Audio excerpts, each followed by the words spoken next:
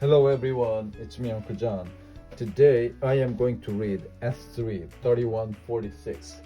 Abraham, Friend of God, retold by Penny Frank.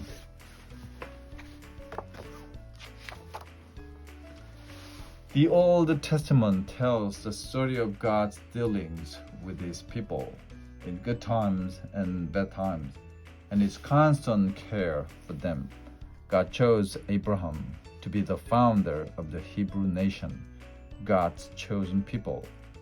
I will give you many descendants, God promised him, and they will become a great nation.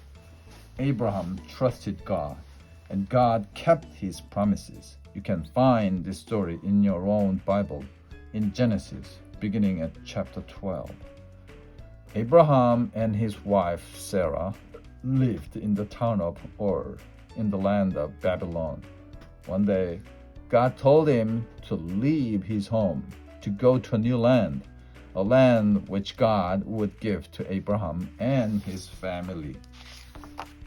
Abraham and Sarah had no children, but God said, I will give this new land to you and your children, and their children after them. You will be my people. Abraham was getting old, but he believed God's promises that he and Sarah would one day have a child. So they got ready for the journey. They packed their clothes and food. They said goodbye to all their friends, and they set off. Abraham and Sarah had no map. God showed them the way. It was a long, long journey, and at night they put up a big tent to sleep in. On and on they traveled through many countries. Abraham and Sarah were both old, but still they had no children. God said to them, look at the grains of dust on the path. Look at the stars above your tent at night. One day your family will be as many as that, too many to count. And still Abraham trusted God.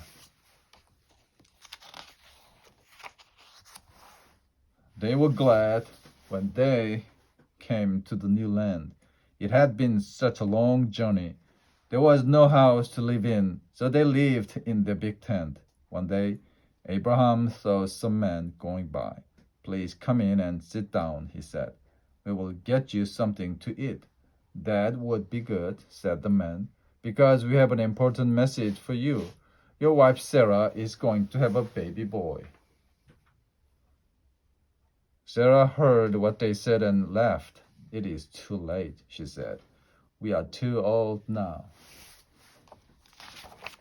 God was sorry that Sarah did not believe the man he had sent, but soon Sarah knew that the message was true. She was going to have a baby. Perhaps nothing is hard for God.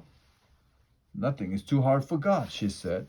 When the baby boy was born, Abraham and Sarah were very happy. They called him Isaac.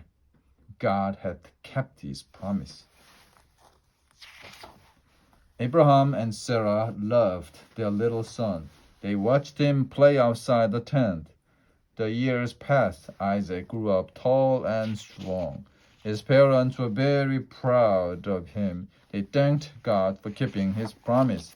God had given Abraham a new land, and he had given him a son. How Abraham loved Isaac. God loved Abraham, but he wanted to make sure that Abraham trusted him just as much as when he had first come to the new land. So God said to Abraham, take this son you love so much and go to the mountains you can't see.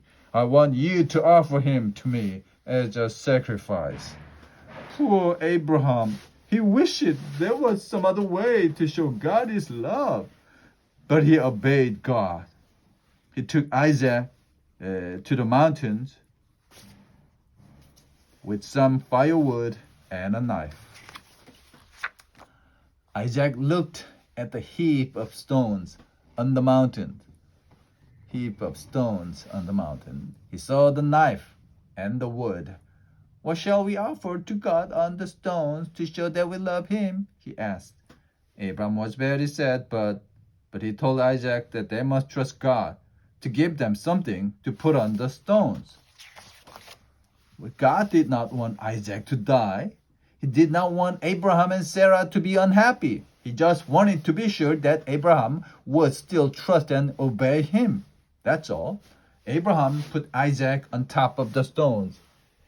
He picked up the knife to kill Isaac. Then God called, "Abraham, stop!